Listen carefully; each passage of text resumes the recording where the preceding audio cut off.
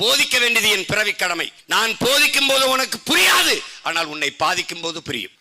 வட இந்தியன் வந்து உன்னை அடிப்பான்னு உனக்கு புரியல, திருப்பூர்ல அடிச்சான் ஒருத்தன், கீழே என் குரலை தூக்கி போடுறான். நான் போதிக்கும் போது உங்களுக்கு புரியாது, பாதிக்கும் போது புரியும் என்று.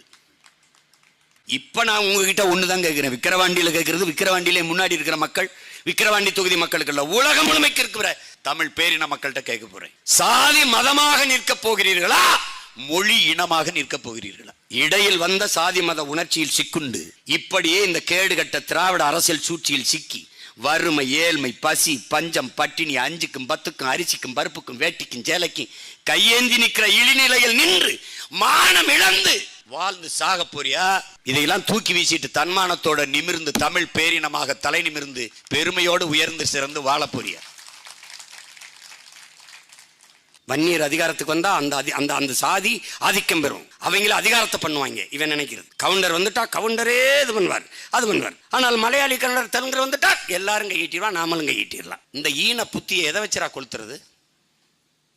எதை வச்சு கொளுத்துறது? எடப்பாடி வந்தா அது கவுண்டர் கட்சி, எங்க ஐயா ராமதாஸ் வந்தா அது படையாட்சி கட்சி, எங்க அண்ணன் திருமா வந்தா அது பறையர் கட்சி. இப்ப என்ன ஏன் சிக்க வைக்கல? எதை தேடிட்டு அலையிறா? எந்த சாதிகளை தள்ளிடலாம்ட்டு நான் எல்லா சாதியும் மூட்டி தள்ளிக்கிட்டு இருக்கேன். போடா போடா அப்படின்னு எதுக்குள்ளயாவது தள்ளிடலான்னு பாக்குறான். பிரபாகரன் பிள்ளைக்கு ஏதுரா ஜாதி மதம் மயிறு மண்ணாங்கட்டி? போடா.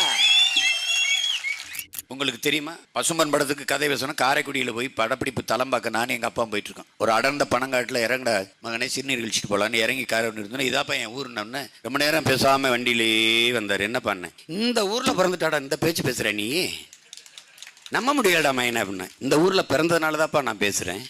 என்னடா அப்படின்னு, பசிப்பா, வறுமைப்பா, ஏழ்மைப்பா, கவலையும் கண்ணீருமாக இருக்கிற என் தாய் தந்தையர்களின் சொந்தங்கள், என் உறவுகள் பார்க்கும்போதெல்லாம் இன்னும் தெரியாத வெறி வருதுல்ல, அந்த வலி வாய் வெளியே வருகிற மொழியாக மாறுகிறது. யார் கற்பிச்சு கொடுத்தது இப்படி பேசணும், இதை பண்ணணும்? அதெல்லாம் ஒன்றும் கிடையாது. கோபமா பேசுகிறார். இதயத்தில் நெருப்பெறியும் போது சில பொறிகள் வாய் வெளியே வந்து விழுங்குறான். அப்படிதான் விழுகுது. ஆனால் நாங்கள் எவ்வளவு நாகரிகமாக பேசுகிறோம். எல்லா கோபத்தையும் பண்ணால் யாரும் இங்கே உட்காந்து கேட்க முடியாது. ரொம்ப கண்ணியத்தோட பேசு. ஏன்னா எங்கள் தலைவன் அப்படி. ஒரு நாள் இந்த நிலத்தையும் அதிகாரத்தையும் கைப்பற்றி நாங்கள் ஆட்சி செய்யும் போது நீங்கள் கூனி குருவீர்கள், வெக்கப்படுவீர்கள் எங்களை எதிர்கொள்ள. ஏன்? இந்த பிள்ளைகளுக்கு 10 ஆண்டுகளுக்கு முன்பே ஆட்சி அதிகாரத்தை கொடுத்திருந்தால் எப்பவோ இந்த நாட்டை எவ்வளவோ சிறந்த நாடாக மாற்றி படைத்திருப்பார்கள் என்று வெக்கப்படுவீர்கள். வெக்கப்படுவீர்கள். நான் உயிரை கொடுத்து நேச்சு நிற்பேன். நான் கஷ்டப்பட்டு அவளுக்காக படிச்சு கிடிச்சு வேலைக்கு போய் சம்பாரிச்சு காதலிச்சு அவளை காப்பாற்றணும்னு நினைக்கும் போது அவள் எவ்வளவு காவாலி பையில கட்டிட்டு வந்து அவன் கள்ளச்சாரம் குடிச்சு செத்து கிடப்பான். நேச்ச நான் என் மனைவியை கூட்டிகிட்டு போவேன். அவள் வசதியாக இருப்பா, நல்லா இருப்பா, குடும்பம் நல்லா இருக்கும். என்னை எதிர்கொள்ள எப்படி அசிங்கப்பட்டு தலைகுனிவாளோ அப்படி என் மக்கள், எங்களுக்கு வாக்கு செலுத்தாத மக்கள் ஒரு நாள் வெக்கி தலைகுனிவார்கள்.